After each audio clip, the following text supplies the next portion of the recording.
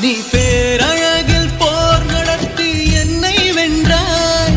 கண் பார்க்கும் போதே பார்வையாலே கடத்தி சென்றாய்.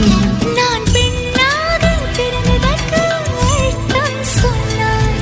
முன்னறியாத வெட்கங்கள் நீயே தந்தாய். என் உலகம் தனிமை காடு.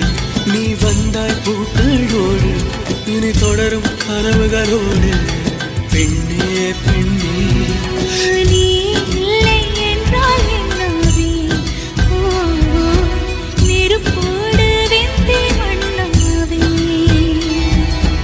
உன் பேரை சொல்லும் போதே உள் நெஞ்சில் கொண்டாட்டம்.